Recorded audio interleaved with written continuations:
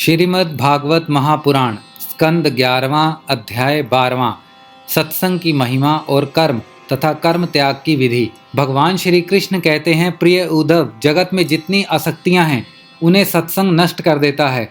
यही कारण है कि सत्संग जिस प्रकार मुझे वश में कर लेता है वैसा साधन न योग है, न सांख्य, न धर्म पालन, न स्वाध्याय, तपस्या, त्याग, इष्टापूर्त और दक्षिणा से भी मैं वैसा प्रसन्न नहीं होता। कहाँ तक कहूँ, व्रत, यज्ञ, वेद, तीर्थ और यम नियम भी सत्संग के समान मुझे वश में करने में समर्थ नहीं। निष्पाप उद्धव जी, यह एक युग की नहीं सभी युगों की एक सी बात है। सत्संग के द्वारा ही दैत्य, राक्षस, पशु पक्षी, गंधर्व, अप्सरा, नाग, सिद्ध, चारण, गाहक और विद्याधरों की मेरी प्राप्ति हुई है। मनुष्यों में वैश्य, शूद्र, स्त्री और अंत्यज आदि रजोगुणी तमोगुणी प्रकृति के बहुत से जीवों ने मेरा परम पद प्राप्त किया है। वृत्रासुर, प्रहलाद, वृषपर्वा, बलि, बाणासुर, मयदानव, विभीषण, सुग्रीव, हनुमान, जामवान, गजेंद्र, जटायु, तुलाधार, वैश्य, धर्मव्याध, कुब्जा, ब्रज की गोपियाँ, यज्ञ पत्नियाँ और दूसरे लोग भी सत्संग प्रभाव से ही मुझे प्राप्त कर सके हैं। उन लोगों ने ना तो वेदों का स्वाध्याय किया था और ना विधि पूर्वक महापुरुषों की उपासना की थी। इसी प्रकार उन्होंने कृच्छ, चंद्रायण आदि व्रत और कोई तपस्या भी नहीं की थी। बस केवल सत्संग के प्रभाव से ही वे मुझे प्राप्त हो गए। गोपियाँ, गायें, यमला अर्जुन आदि वृक्ष, व्रज के हरिण आदि पशु, कालिया आदि नाग, ये तो साधन साध्य के संबंध में सर्वथा ही मूढ़ बुद्धि थे।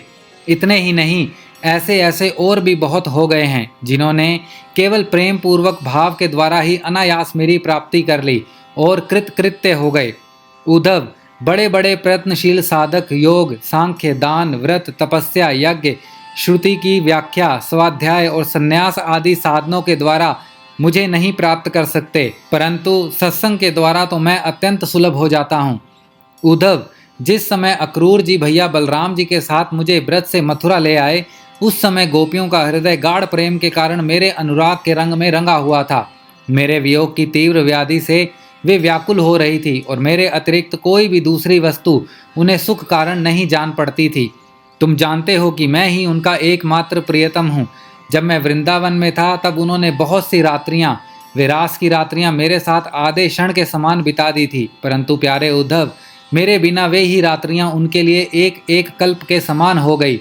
जैसे बड़े बड़े ऋषि मुनि समाधि में स्थित होकर गंगा आदि बड़ी बड़ी नदियाँ समुद्र में मिलकर अपने नाम रूप को खो देती हैं, वैसे ही गोपियाँ परम प्रेम के द्वारा मुझमें इतनी तन्मय हो गई थी कि उन्हें लोक परलोक, शरीर और अपने कहलाने वाले पति पुत्र आदि की भी सुध बुध नहीं रह गई थी। उद्धव, इन गोपियों में बहुत सी तो ऐसी थी जो मेरे वास्तविक स्वरूप को नहीं जानती थी।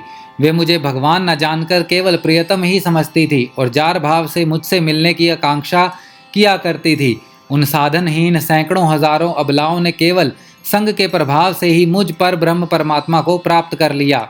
इसीलिए उद्धव, तुम श्रुति स्मृति, विधि निषेध, प्रवृत्ति निवृत्ति और सुनने योग्य तथा सुने हुए विषय का भी परित्याग करके सर्वत्र मेरी ही भावना करते हुए समस्त प्राणियों के आत्म स्वरूप मुझ एक ही शरण समरूप रूप को ग्रहण करो, क्योंकि मेरी शरण में आ जाने से तुम सर्वथा निर्भय हो जाओगे।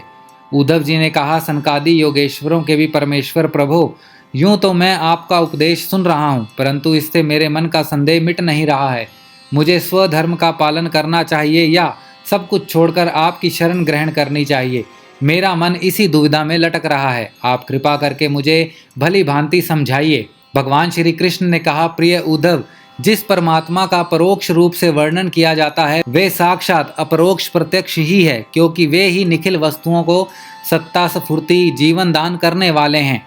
वे ही पहले अनाहत नाद स्वरूप परावाणी नामक प्राण के साथ मूलाधार चक्र में प्रवेश करते हैं। इसके बाद मणिपूरक चक्र में आकर पश्यंती वाणी का मनों में सूक्ष्म रूप धारण करते हैं। तदंतर कंठ देश में स्थित विशुद्ध नामक चक्र में आते हैं और वहां मध्यमा वाणी के रूप में व्यक्त होते हैं। फिर क्रमशः मुख में आकर ह्रस्व, दीर्घ आदि मात्रा, उदात, अनुदात आदि स्वर तथा कंकर आदि वर्ण रूप स्थूल वैरखी वाणी का रूप ग्रहण कर लेते हैं।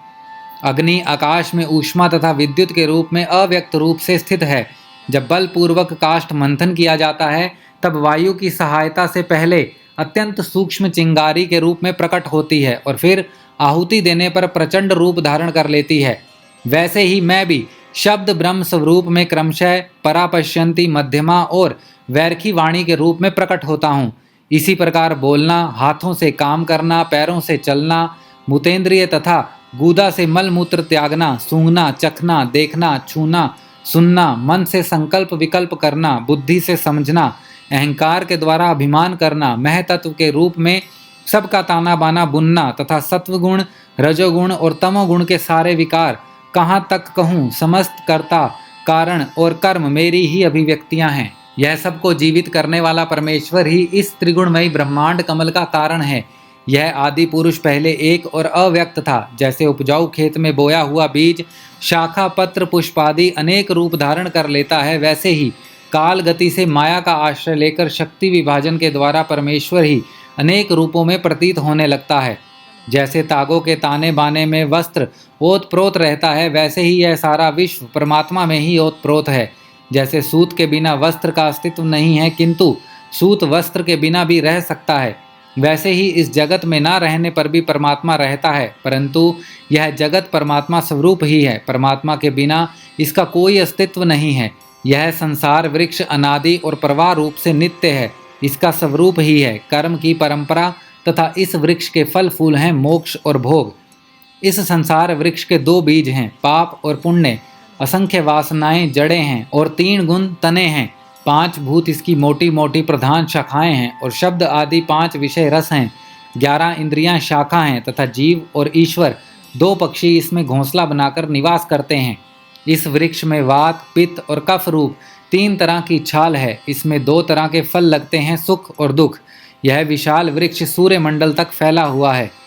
जो गृहस्थ शब्द रूप रस आदि विषयों में फंसे हुए हैं, वे कामना से भरे हुए होने के कारण गिद्ध के समान हैं। वे इस वृक्ष का दुख रूप फल भोगते हैं, क्योंकि वे अनेक प्रकार के कर्मों के बंधन में फंसे रहते हैं। जो अरण्यवासी परमहंस विषयों से विरक्त हैं, वे इस वृक्ष के राजहंस के समान हैं और वे इसका सुख रूप फल भोगते हैं। प्रिय उद्धव, वास्तव में मैं एक ही हूँ। यह मेरा जो अनेकों प्रकार का रूप है, वह तो केवल मायामय है। जो इस बात को गुरुओं के द्वारा समझ लेता है, वही वास्तव में समस्त वेदों का रहस्य जानता है।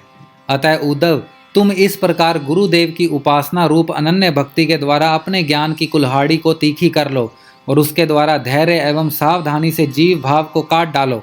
फिर परमात्मा स्वरूप होकर उस वृत्ति रूप अस्त्रों को भी छोड़ दो और अपने अखंड स्वरूप में स्थित हो रहो। श्रीमद् भागवत महापुराण स्कंद 11वां अध्याय 12वां समाप्त।